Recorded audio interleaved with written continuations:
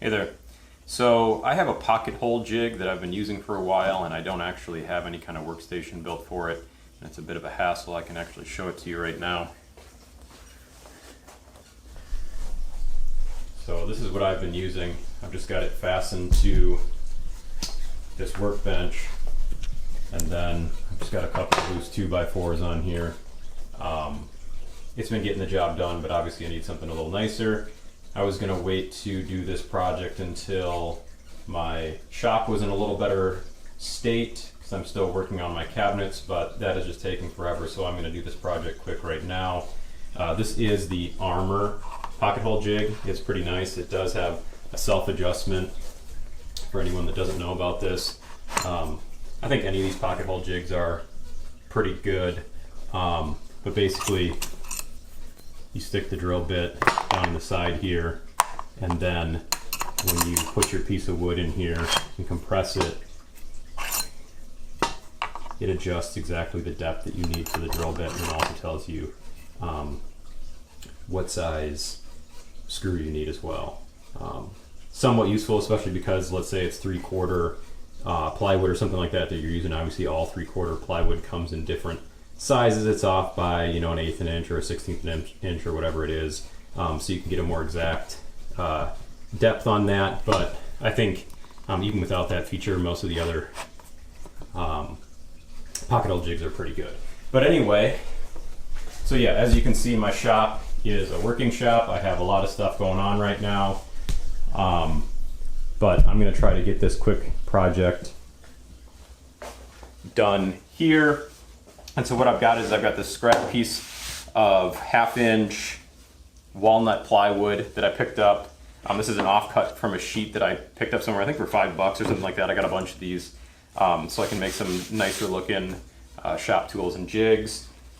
I've got an offcut of cherry, and I've got an offcut of a piece of walnut here. So I think what I'm going to do is I don't want this workstation to have too many features. I don't want any drawers on it. One reason I don't want drawers is that the screws for pocket holes come in boxes anyway, which are nice for storage. I never know what kind of boxes I'll have. Maybe one day I'll be doing a project and I'll have a ton of 1 1/4 screws or 1 1/2 or whatever it is, and then you've got these drawers specifically built for screws or whatever you're holding, and then you end up with items in the shop that you didn't anticipate, which tends to happen all the time because I'm constantly getting hardware, tools, whatever. So I tend not to want to have those built-in features into my jigs. So I'm going to make this pretty simple. The one thing that I do want to add is this track here with a stop. This is something I bought that I thought I was going to use for a drill press table and decided not to use it, so I've kind of had it laying around. So I figured I'll use it here. I figured that could maybe come in handy as a feature. But I feel like a lot of the jigs that are made and stations for workshops are a little over-engineered, not in a good way. They just have too many features that I don't feel like I would ever use. I'm using my shop constantly, so I kind of know what my workflows are. I'm always open for modifications, but I feel like a lot of the features of some of the things I see out there just wouldn't be very useful for me. So to start off, I'm just going to laminate these here, and this will be the track that we set alongside the actual jig itself. And on this plywood here, I'll probably just stick with the length that it currently is. I think it's about 23 inches. I was going to go 24, but that's fine with me. And as you can see, even on this plywood here, I don't know if you can see from that angle, you can see discoloration. I just had this sitting over in a back room with some wood laying on it, and you can see the sun has actually changed the tone of the wood a bit too, so that's kind of cool. So I'll just cut off a piece here, I think about 13 inches. That should accommodate the pocket hole jig. I'll put some trim around the edge. We'll put this in here, and then we'll route out, or maybe even just use a dado stack and set that in there, so it should be pretty quick. So let's get going.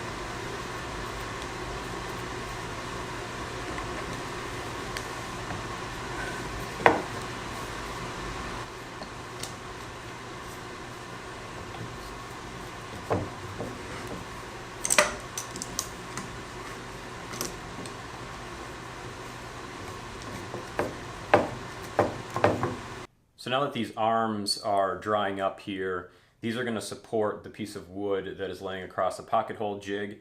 One criticism you could say is, since this is hardwood, won't it migrate seasonally? And the answer is yes, it will, but I don't think in a significant way. You usually leave about a 1/4 inch of leeway for seasonal movement for every 12 inches that you have. These are 1.5 inches.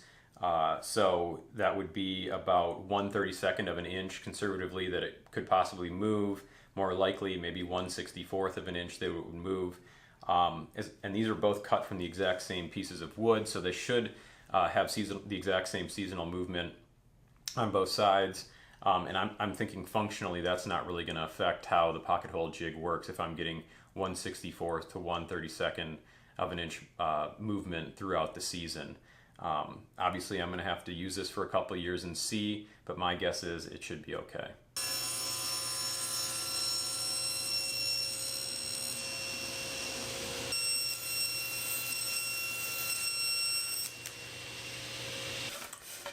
So we've got our walnut base here, and we've got the plywood edge, and I've just got some offcuts of cherry here that I'm just going to use, and I'll just put that on the edge there, both to protect the plywood edge a bit, also just to give it a little bit of character, since that other piece we have is both cherry and walnut, so it should make it look nice.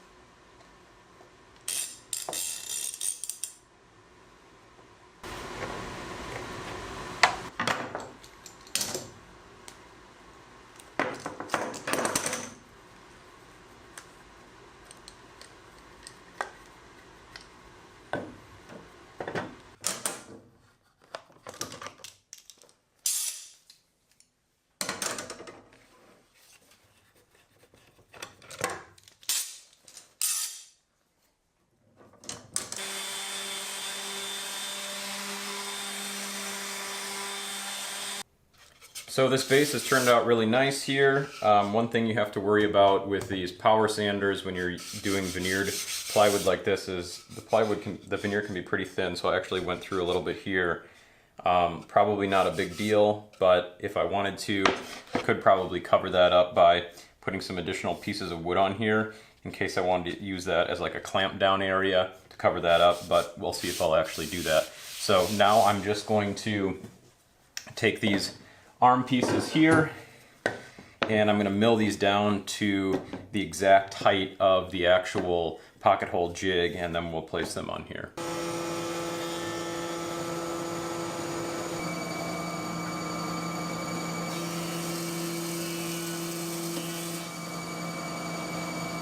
So these pieces on the side here are about 1/8 of an inch taller than they need to be, so I will just slowly adjust the planer until I get them down to where I need them. So I ran this through a couple more passes and it looks like it's exactly flush. Test it on each side. So that's exactly where I want it. Really couldn't have gotten any better there. So let's go ahead and chop these down and get them in place.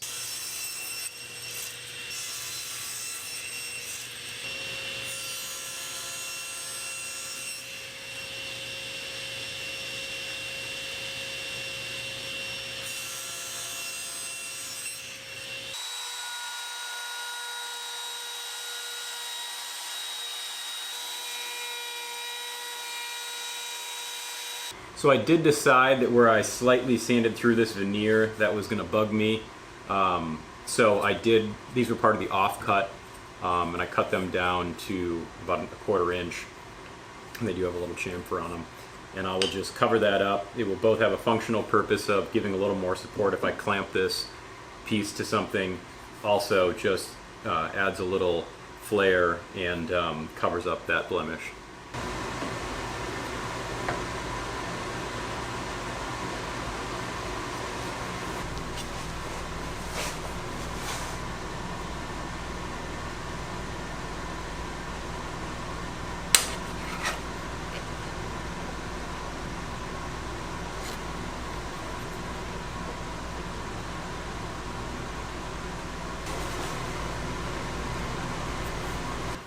So I just put a little glue on the underside of each one of these pieces here, and I'm letting that set up. I'm actually going to sink some screws from the bottom, so I didn't put too much glue, just enough to get it to adhere a bit.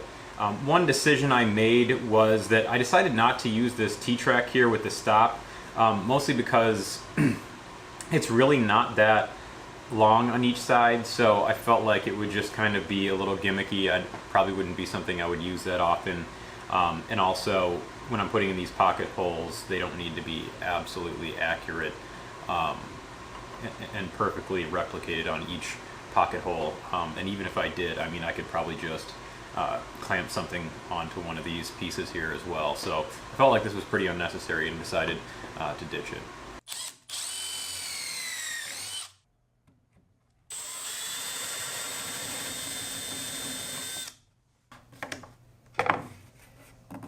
So this glue hasn't fully set up yet, but I think it's enough that I can start handling it, and I want to put a finish on here.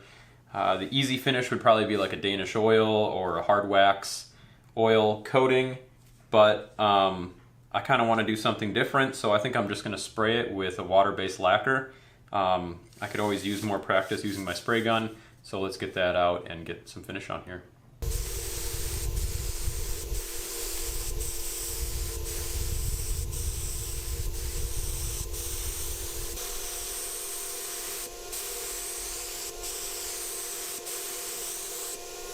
So I got 2 coats of lacquer on here and it's dried pretty well. So I am just gonna fasten the actual pocket hole jig onto here and we'll see how it looks.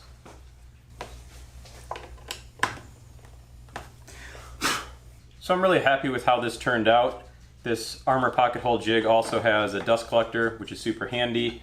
And one other aspect of this build that I did is I left a 1/2 inch offset for these arms. The reason being is, like I said, this Armor pocket hole jig has an auto depth set for this flange on the drill bit. I need to be able to sneak that in here like this when I'm setting the depth back and forth. So that sneaks in there just fine, no problem. I'm really glad I didn't add any T-track to this or anything else. I really don't think that's something that I would use. I wanted something elegant but also simple in design, so hopefully this is useful for anybody out there that has a pocket hole jig, either this Armor one or any other, and is looking to build some sort of workstation that doesn't want too many bells and whistles, but does want some sort of a little bit more complex build and something nicer for the shop. So leave some comments in the comment section and I will maybe do some close-up shots of this so you can see exactly how it turned out. Thanks.